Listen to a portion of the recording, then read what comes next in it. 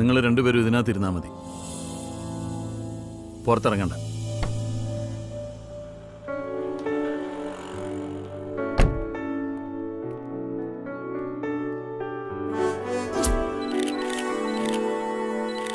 ഇത്തവണ ധർണയ്ക്ക് ഞാൻ മുമ്പിൽ നിൽക്കില്ല എന്ന് പറഞ്ഞാൽ നിൽക്കില്ല. കാരണം മിക്കപ്പോഴും അടി എനിക്കാണ് ആദ്യം. ഞാനവിടെല്ലാം പറഞ്ഞ് റെഡിയാക്കിയിട്ടുണ്ട്, നീ അങ്ങോട്ട് ചെന്നാ മതി. ഗോപാലകൃഷ്ണൻ ഈ സമയത്ത് കുറച്ച് ഓടുന്നോണ്ട് വല്ല ബുദ്ധിമുട്ടുണ്ടോ? ഇതും വെച്ചോണ്ട് ബുദ്ധിമുട്ടാണ്. ബുദ്ധിമുട്ട് ഇറങ്ങി ഓർഡർ അതേ നിന്റെ അളിയൻ വന്ന് നിൽക്കുന്നു. ഗോപാലകൃഷ്ണൻ അയ്യോ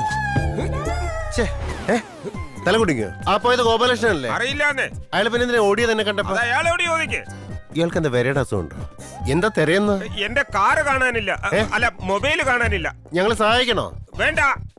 ആ പോയത് ഗോപാലകൃഷ്ണൻ. അപ്പൊ അയാളുടെ കൂടെ നിങ്ങളുടെ പേരെന്താ? പാലാരിവട്ട ശശി. ശശി. അപ്പൊ അളിയനല്ല? അല്ല.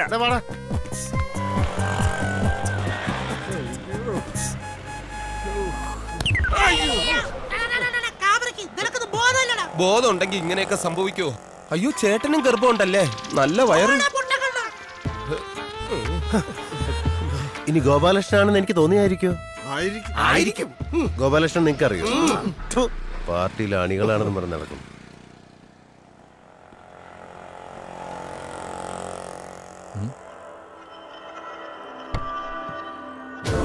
എവിടെ പോയി?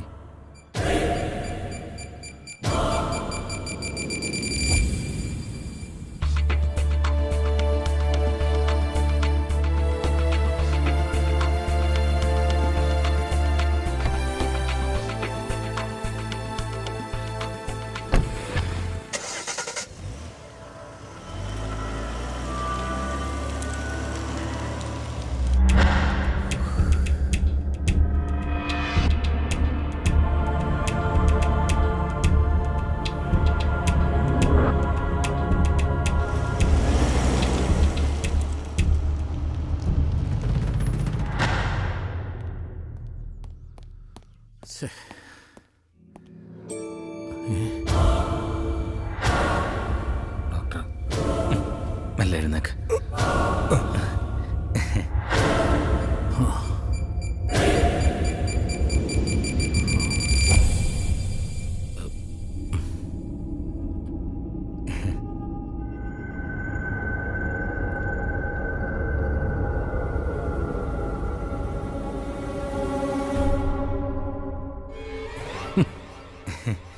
ചിരിക്കുന്നടാ. സോറി സാർ, ഇവന്റെ അളിയൻ ഗർഭിണി ആയതുകൊണ്ട് പെട്ടെന്ന് ഇവനെ കണ്ട പോടിയതാ. അല്ലല്ല, ഇവൻ ഗർഭിണി ആയതുകൊണ്ട് പെട്ടെന്ന് അളിയനെ കണ്ട പോടിയതാ. സോറി അളിയ. അല്ല അയ്യോ സോറി സാർ, പെട്ടെന്ന് സന്തോഷം കൊണ്ടെല്ലാം തെറ്റിപ്പോന്ന്. ഇനി വൈകണ്ട, എന്തെങ്കിലും ഉടനെ ചെയ്യണം. പത്രസമ്മേളനം നടത്തിയ സ്ഥിതിക്ക് എന്തായാലും പരീക്ഷണം സക്സസ്ഫുൾ ആയിരിക്കും. റോയ് പരീക്ഷണത്തിൽ വിജയിച്ചാൽ നമുക്കെന്താ? അയാളുടെ വിജയം നിന്റെ സർവ്വനാശത്തിന്റെയും തുടക്കമായിരിക്കും. പ്രഗ്നൻസി 6 മാസമായെന്നല്ലേ പറഞ്ഞത്? ആ കാര്യയുടെ ഡീറ്റെയിൽസ് കിട്ടിയിട്ടുണ്ടോ? പേര് മാത്രമേ അറിയാൻ കഴിഞ്ഞുള്ളൂ. ഫാമിലി ഡീറ്റെയിൽസും കൂടെ വേഗം കളക്ട് ചെയ്യണം. ഇച്ചേച്ചിക്കും അവർണവോൾക്കും വേണ്ടി ഈ വിഷയത്തിൽ കയ്യും കെട്ടി നോക്കി നിൽക്കാനൊന്നും എന്നെ കൊണ്ട് പറ്റില്ല. വെറുതെ വഴക്കിനും വക്കാണത്തിനും ഒന്നും പോവണ്ട. എടി, നിന്റെ സഹോദരങ്ങൾ എന്ന നിലയ്ക്ക് ഞങ്ങൾക്ക് ചില കടമകളും ഉത്തരവാദിത്തങ്ങളും ഒക്കെ ഉണ്ട്. നിങ്ങൾ രണ്ടുപേരും അനുഭവിക്കേണ്ട സ്വത്തുക്കൾ എവിടെയോ കിടക്കുന്ന ഒരുത്തനും അവൻ പ്രസവിക്കുന്ന കുഞ്ഞും അനുഭവിക്കാൻ ഞാൻ സമ്മതിക്കില്ല. റോയിയുടെ ഒരു സമ്പത്തും എനിക്കും എന്റെ മോൾക്കും വേണ്ട. നീ ഈ കാര്യത്തിൽ ഇടപെടരുത്. ഇതൊന്നും ശരിയല്ലെന്നാ എന്റെ മനസ്സ് പറയുന്നത്. മനസ്സും മണ്ണാങ്കട്ടെ ഒന്നും മിണ്ടായിരുന്നോണം. അല്ല, പണി കൊടുക്കാൻ പോയിട്ട് അവസാനം തിരിച്ച് നമുക്ക് പണി കിട്ടൂടാ. എന്താ അച്ചായന് പേടിയുണ്ടോ? എന്നാ വേണ്ട, ഇത് ഞാൻ തന്നെ ഡീൽ ചെയ്തോളാം. എടാ, പേടിച്ചിട്ടൊന്നും അല്ല. സംഗതി ഒരല്പം പാളിപ്പോയി നമ്മൾ 3 പേര് അകത്ത് കിടന്ന് അഴിയണം. അത് നിനക്കറിയോ? അതങ്ങനെയൊന്നും സംഭവിക്കില്ല. എന്താ ചെയ്യേണ്ടെന്ന് എനിക്കറിയാം.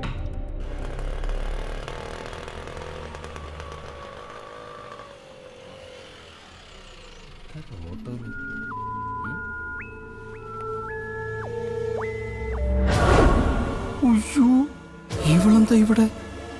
കംപ്ലീറ്റ് കലങ്ങുമല്ലോ. അയ്യോ, ഇവനെന്താ ഓടുന്നത്? ഇവിടെ ആരെയപ്പോ ഇങ്ങോട്ട് വിളിച്ചത്? ഓ എന്റെ ഭഗവാനെ, എന്തൊക്കെയാവോ എന്തോ ഇനി.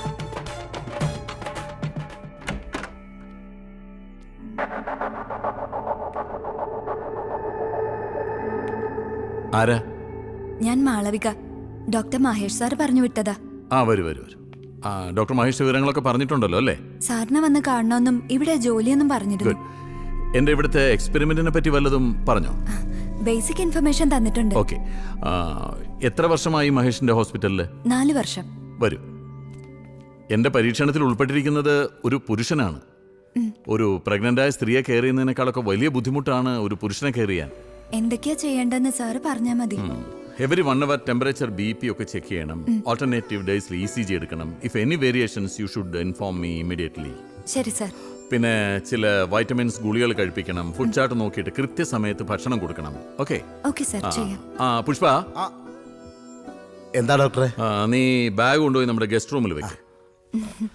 ഡോക്ടറെ ഇതും പോടാ. ഇത് മാളവിക, ഹോം നഴ്സാണ്. ഞാൻ വെറുതെ തെറ്റിദ്ധരിച്ച. ചെല്ലു. നമ്മുടെ കാരിയർ പരിചയപ്പെടണ്ടേ? വാ.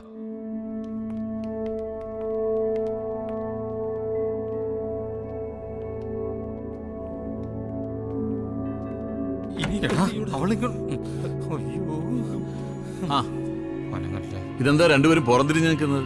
ഇങ്ങോട്ട് നോക്ക്. ഇതാണ് നമ്മുടെ കാരിയർ സുധി.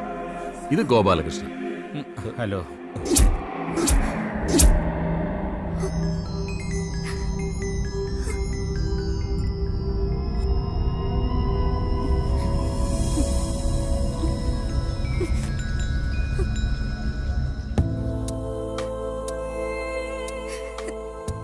മാളു,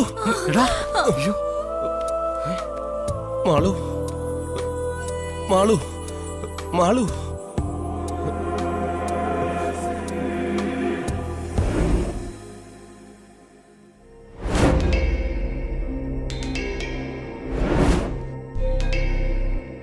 എല്ലാം ഒരു നിമിത്തമായി എന്ന് വേണം കരുതാൻ. അല്ലെങ്കിൽ ഏതെങ്കിലും ഒരു നേഴ്സ് വരേണ്ട അടുത്ത് മാളവിക തന്നെ വരില്ലല്ലോ. ഒന്നും മനഃപൂർവ്വമല്ല. നിന്നോട് പറഞ്ഞാൽ നീ ഒരിക്കലും സമ്മതിക്കില്ല എന്ന് കരുതി. മാളു, ഞാൻ മാളവിക, സുധി ഒരു വലിയ കണ്ടുപിടുത്തത്തിന്റെ ഭാഗമാകാൻ പോവുകയാണ്. അതിൽ മാളവിക അഭിമാനിക്കല്ലേ വേണ്ടത്? മെഡിക്കൽ ഫീൽഡിൽ വർക്ക് ചെയ്യുന്ന മാളവികയോട് ഞാൻ പറഞ്ഞു തരണോ ഇതിന്റെ പ്രാധാന്യത്തെ പറ്റിയൊക്കെ? ഇപ്പോ എനിക്കെല്ലാം ബോധ്യാവുന്നുണ്ട്. സുധിയേട്ടനെ ഞാൻ ഈ രൂപത്തിൽ ഇവിടെ പ്രതീക്ഷിച്ചില്ല. പെട്ടെന്ന് കണ്ടപ്പോ ഞാൻ ആകെ ഷോക്കായിപ്പോയി. ഇപ്പോ ഞാൻ പൊരുത്തപ്പെട്ടു വരിക. Good. Proud of you Malavika. Sudhi, you are lucky.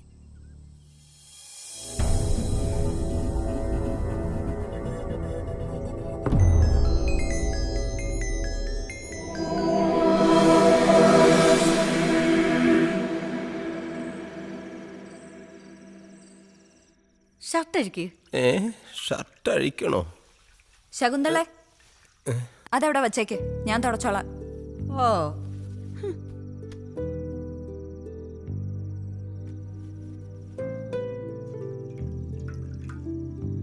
Shirt ഊരു. Malu, എന്താ നീ പരിചയമില്ലാത്തവരെ പോലെ? എന്റെ അവസ്ഥയെല്ലാം ഞാൻ നിന്നോട് പറഞ്ഞതല്ലേ. ഈ കുഞ്ഞിന്റെ ജനനം വരെ നിങ്ങളോടൊപ്പം ഞാനും ഉണ്ടാവും, ഒരു നല്ല നേഴ്സായിട്ട്. അതിനുശേഷം പിന്നെ എന്റെ ജീവിതത്തിൽ നിങ്ങൾ ഉണ്ടാവില്ല. നിങ്ങളുടെ ജീവിതത്തിൽ ഞാനും.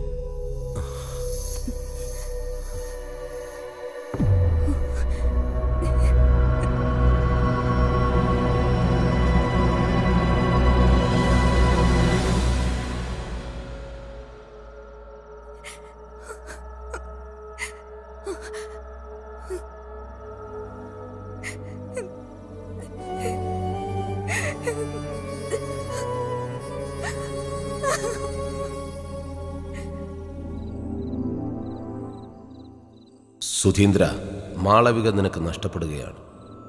നീ ഒരു കുഞ്ഞിന് ജന്മം നൽകുന്നതോടെ ഈ സമൂഹത്തിൽ നിന്റെ സ്ഥാനം എന്താകുമെന്ന് നീ ഓർത്തിട്ടുണ്ടോ? നിന്റെ കുടുംബം മുഴുവൻ നിന്നെ വെറുക്കും. സമൂഹത്തിന് മുന്നിൽ അവരെയെല്ലാം പരിഹാസപാത്രമാക്കിയ നിന്നെ എല്ലാവരും ഉപേക്ഷിക്കും. ജീവിതത്തിൽ വിലപ്പെട്ടതെന്ന് നീ കരുതിയതെല്ലാം നിനക്ക് നഷ്ടപ്പെടുകയാണ്.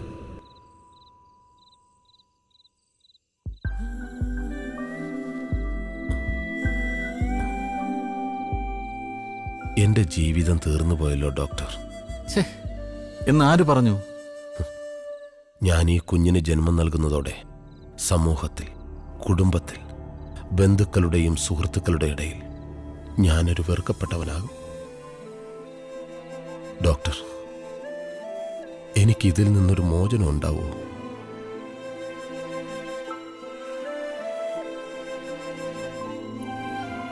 ഇല്ലല്ലേ? സാരല്ല, അതിനേക്കാളൊക്കെ വില എൻ്റെ ഉള്ളിൽ വളരുന്ന ജീവനുണ്ട്.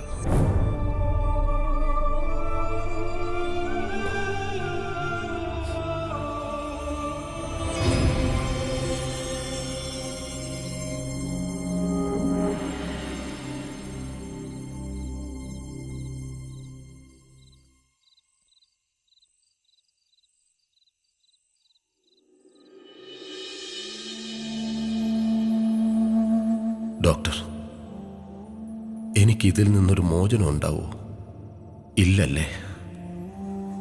സാരല്ല, അതിനേക്കാളൊക്കെ വില എൻ്റെ ഉള്ളിൽ വളരുന്ന ജീവനുണ്ട്.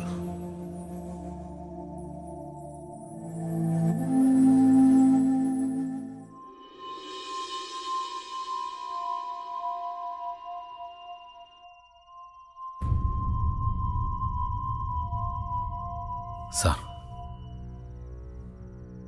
എൻ്റെ സുധി ഒരു പാവാ. സാറ് വിചാരിച്ചാലേ ഈ ഊരാക്കുടിക്കുന്ന അവനെ രക്ഷിക്കാൻ പറ്റൂ. എത്ര ദിവസമായെന്നറിയോ അവൻ സ്വസ്ഥമായിട്ടൊന്ന് ഉറങ്ങിയിട്ട്. ഇത് കണ്ടിട്ട് എനിക്ക് സഹിക്കാൻ പറ്റുന്നില്ല. സുധിയെ ആശ്വസിപ്പിക്കുകയും അവൻ ആത്മവിശ്വാസം പകർന്നു കൊടുക്കുകയും ചെയ്യേണ്ടത് നീയാണ്. എനിക്ക് കഴിയില്ല സാർ. എന്തുകൊണ്ട്? അവനെപ്പറ്റി സാറിനൊന്നും അറിയില്ല. എനിക്കറിയാത്ത എന്ത് കഥയാണ് അവനുള്ളത്? സുധി ഡിഗ്രിക്ക് പഠിക്കുമ്പോഴാണ് അവൻ്റെ അച്ഛൻ ഗൾഫിന് പോകുന്നത്. ഡ്രൈവറായിട്ട്. അവൻ്റെ അച്ഛൻ ഓടിച്ചിരുന്ന വണ്ടി അപകടത്തിൽപ്പെട്ട് ഒരാൾ മരിച്ചു. അച്ഛൻ ജയിലിലായി. വീടും പറമ്പും പണയപ്പെടുത്തി 20 ലക്ഷം രൂപ നഷ്ടപരിഹാരം കൊടുത്തിട്ടാ അവൻ്റെ അച്ഛനെ ജയിലിൽ നിന്ന് ഇറക്കിയത്.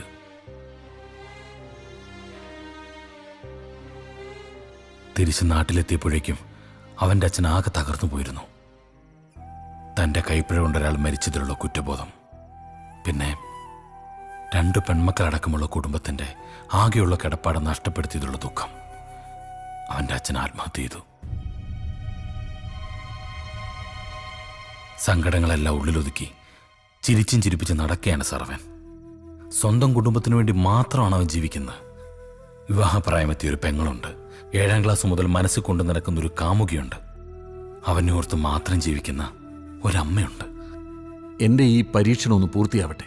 അവൻ്റെ എല്ലാ പ്രശ്നങ്ങളും പരിഹരിക്കാനുള്ള പണം ഞാൻ കൊടുക്കാം. ആ പണം കൊണ്ട് അവന് നഷ്ടപ്പെട്ടതെല്ലാം തിരികെ വാങ്ങാൻ പറ്റുമോ?